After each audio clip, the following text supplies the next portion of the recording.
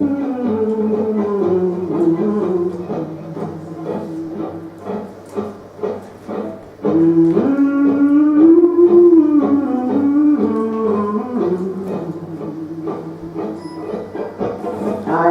entends-tu le vol noir des corbeaux sur les plaines?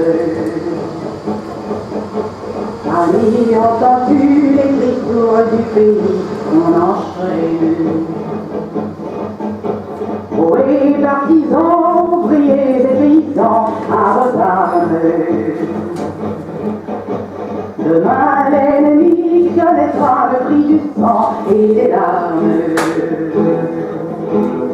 C'est nous qui brisons les barreaux et brisons tous nos rêves. La haine a nous poussé la main qui nous pousse la misère. Il y a des cris où les gens au feu du lit font les rêves. Ici, nous vois-tu, nous on marche et nous on tue, nous on rêve.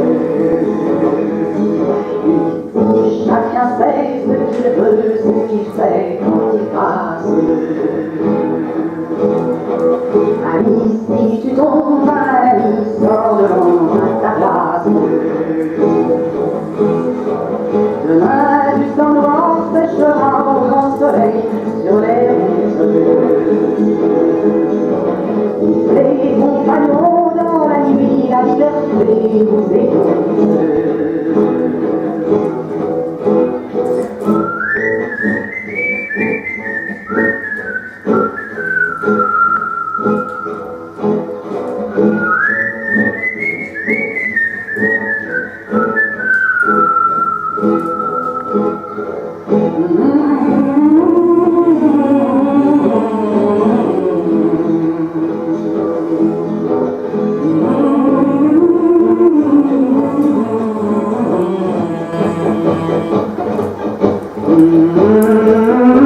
Les Français parlent au français.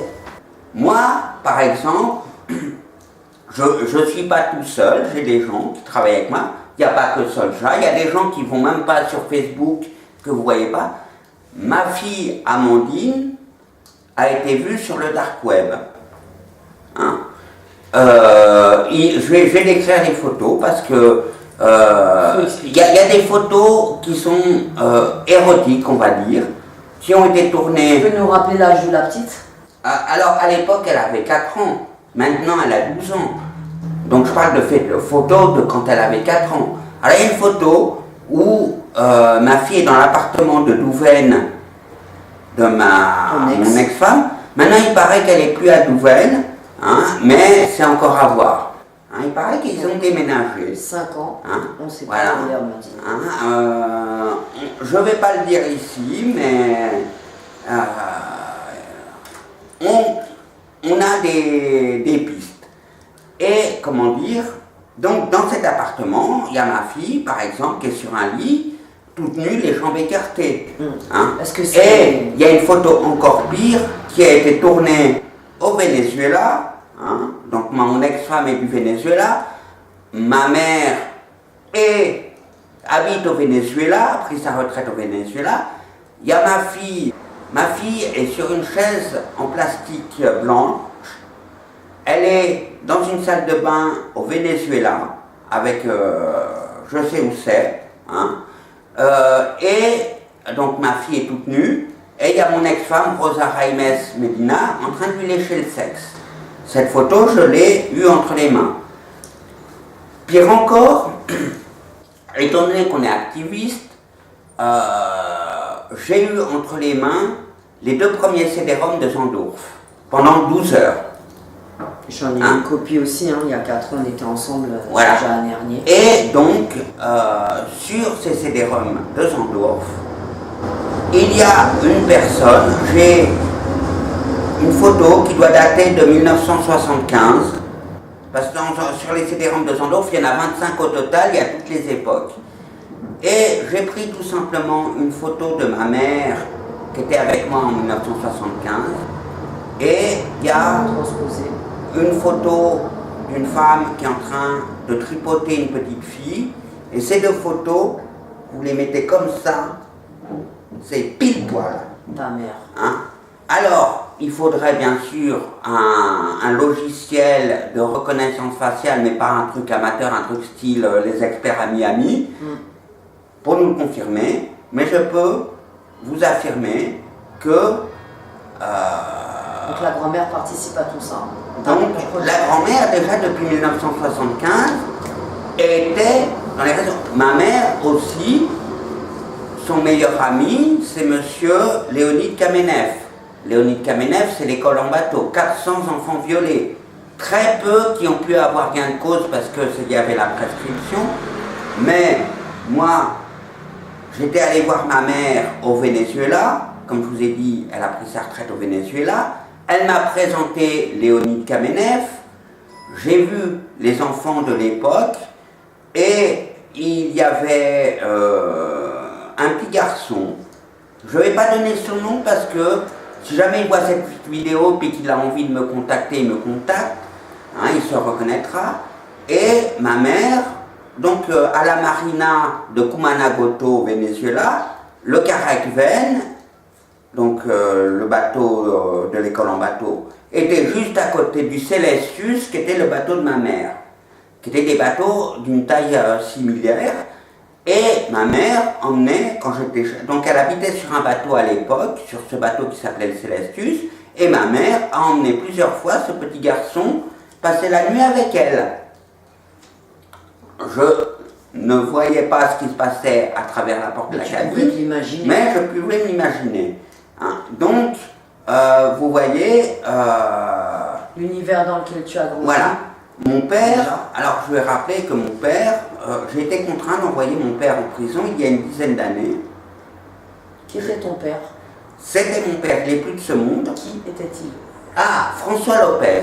François Lopez, qui était réalisateur à la télévision française et qui notamment réalisait l'émission de l'Assemblée nationale, Les questions au gouvernement, ce qui lui donnait beaucoup d'appui politique. Et moi j'ai vu défiler des ministres ripoux, hein. J'ai vu manger chez nous M. Christian Nucci. Alors son histoire c'était pas de la pédophilie, il y avait peut-être, mais il s'était fait pincer pour une société fictive qui s'appelait le Carrefour du Développement. Il était ministre de la coopération, je l'ai vu chez moi. Hein. Alors j'ai vu d'autres personnalités politiques défiler chez moi.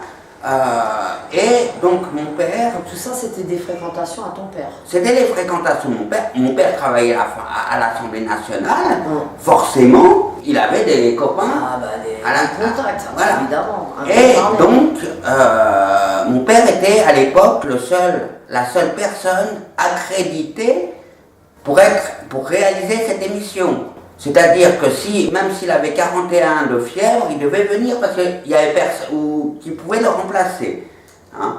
Il devait s'arranger pour n'être jamais malade. À l'époque, c'était que le mercredi, cette émission. Le mercredi, il n'avait pas le droit d'être malade. Donc, il avait beaucoup d'appui politique. Et un jour, mon père travaillait encore. Mon père m'appelle, me dit, ça fait longtemps qu'on ne s'est pas vu. Moi, j'habitais en Haute-Savoie, lui en région parisienne, à Saint-Fargeau-Ponthierry. Je dis, moi je viens, je prends ma voiture et très rapidement j'arrive chez lui. Hein, très rapidement le temps que ma 205 me pousse jusqu'à là, puis sans se faire choper pour excès de vitesse. À l'époque il y avait moins de radar quand même.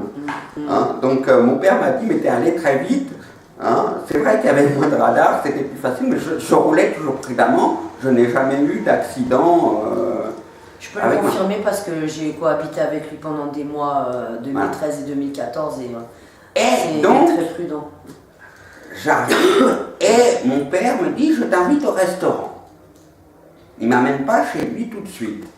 Et il me dit, au cours du repas, j'ai une nouvelle petite amie.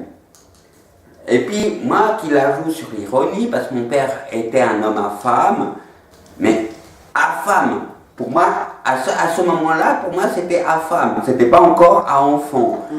Et on mange, et puis je lui dis, bah oui. Et il me dit, elle est vraiment très très jolie. Hein, tu devrais la connaître. Et puis je dis, papa, je te connais, tu choisis pas des tons, toujours sur le ton de l'ironie. Hein, Et puis, on parle d'autre chose. Et puis, au bout d'un moment, je lui dis, elle a quel âge ta petite copine? Et sans sourciller, sans peur, il me répond 12 ans. Normal. Normal. Il assume. Et donc, j'ai fini le séjour chez lui, j'étais prévu de rester une semaine. Donc je reste une semaine en me tourmentant de ça. Il présente quelques-uns de ses copains pervers. Il ne me présente pas la petite amie, mais il l'avait au téléphone, il me la passe. Hein, mais la petite amie était très timide, on n'a pas parlé beaucoup. Et j'essaie de me renseigner qui était cet enfant qui s'appelait Aurélie. Et en fait, je découvre un peu avec l'aide de ma sœur, parce que j'appelle ma sœur, maintenant on est fâché avec ma sœur avec l'histoire Amandine, mais qu'elle préfère protéger les crapules plutôt que son frère. Mais à l'époque on s'entendait bien, puis elle me dit oui, je sais qui c'est, elle s'appelle Aurélie Intel, je ne vais pas donner son nom de famille, mais... Et j'en parle à un de mes collègues. J'étais tout jeune au début, j'en parle à un de mes collègues, et c'était un collègue qui m'apprenait un peu les ficelles de mon métier, etc., etc. Il me dit, il y a une personne très bien qui s'appelle Georges Glatz, qui a fondé une association qui s'appelle Le Site, tu devrais aller la voir cette personne. Et donc je prends rendez-vous, je vais voir Georges Glatz qui s'occupait du CID à l'époque. Maintenant le CID, je sais pas, c'est un peu en sommeil. C'est pas, elle est toujours là cette association, mais un peu en sommeil. Il faut dire que Georges Glatz a eu des gros problèmes de santé, donc c'est moins facile, mais à l'époque l'association était très active et je lui montre tout mon dossier. Georges Glatz téléphone à ma sœur qui confirme la chose et moi je dis à Georges Glatz, qu'est-ce que je dois faire? Il me dit surtout vous ne faites rien, je m'occupe de tout. Et il me dit, vous ne rentrez en aucun cas en contact avec votre père, vous ne répondez pas à ses mails, si c'est lui qui téléphone, vous raccrochez sans parler. Hein. À l'époque, il n'y avait pas encore les numéros qui s'affichaient sur le téléphone. Et donc, je dis, bien. Et puis, je lui dis, mais je vous dois quelque chose pour votre travail. Et puis Georges Glatz me dit, oh bah, pas forcément, mais si vous avez envie de nous faire un don, après l'affaire,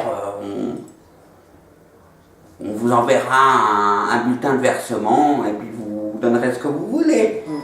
Et puis pendant 2 ans, je n'entends parler ni de Georges Glatz, ni de mon père, ni de personne. De temps en temps, j'appelle ma sœur, elle me dit non, je ne suis pas au courant de l'histoire. Et 2 ans après, je reçois une enveloppe par un huissier où c'était marqué cour d'assises. J'étais convoqué comme témoin principal à la cour d'assises de Melun. 77, le département. Melun. Voilà, aussi un gros réseau. Un gros réseau dans le 7-7. Et en fait, le procès a duré 2 jours, mais je n'y suis resté qu'1 jour, parce que j'ai demandé au greffier s'ils avaient encore besoin de moi. Je venais de me marier avec ma sorcière, donc à l'époque on s'aimait encore, c'était tout frais. Donc je préférais revenir. Je n'avais pas encore vu Amandine, elle n'était pas encore conçue, et j'apprends le verdict. Mon père était donc condamné pour viol sur mineur non consentant. Cour d'assises.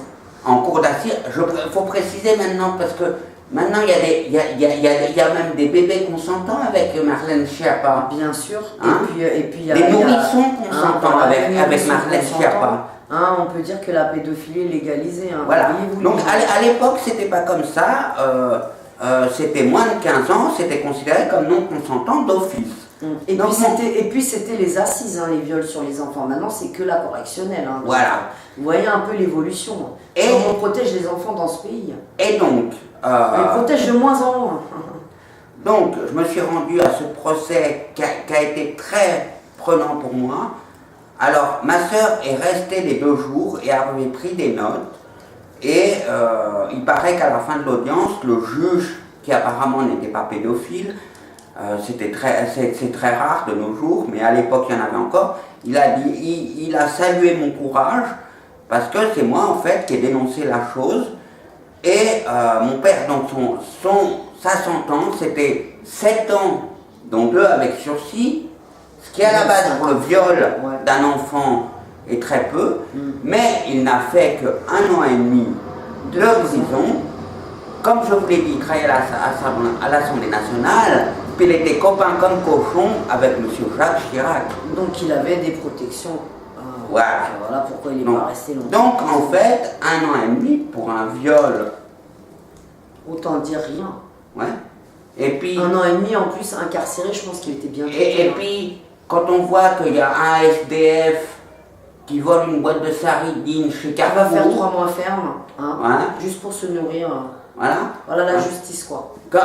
Pire encore, hein, maintenant il paraît que des SDF qui volent, qui prélèvent de la nourriture périmée dans les containers des grandes surfaces, je crois qu'ils se prennent 80 € d'amende.